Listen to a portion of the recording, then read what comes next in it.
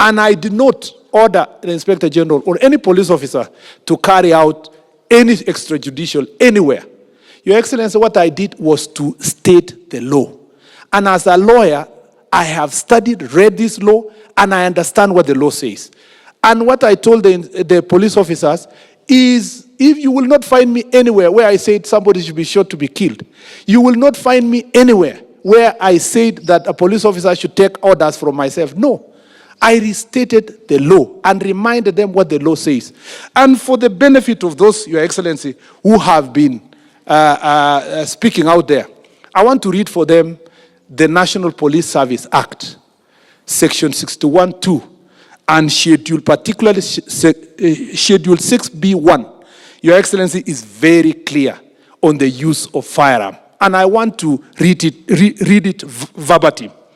It says, Your Excellency, that firearms may only be used when less extreme means are inadequate and for the following purposes.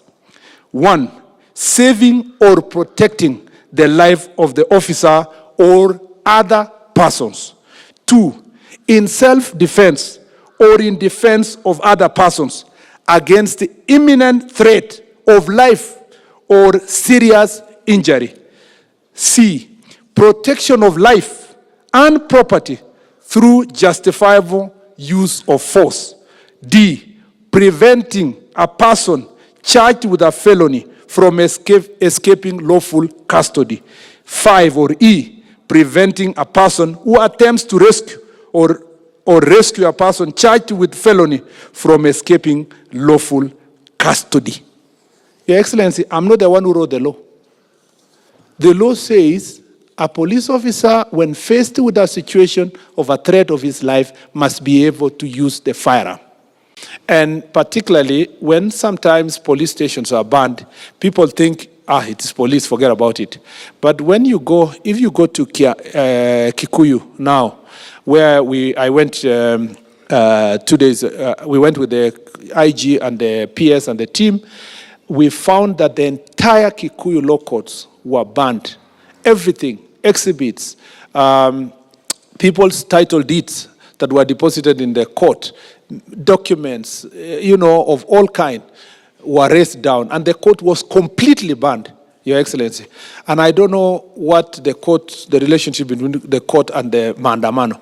So nobody is safe. Nobody is safe. And we are requesting our judges, as they make the decisions they make. Unfortunately, we do not have the luxury, if the country bans, that they do have, to sit down and make the decisions they make.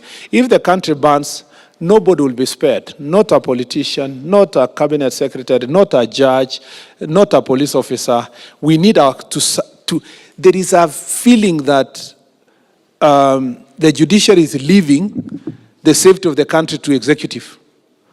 And then they do their things as they wish. It is time that we have a conversation in what the Deputy President has always talked about what is national interest. And what is that brings us together as all arms of government.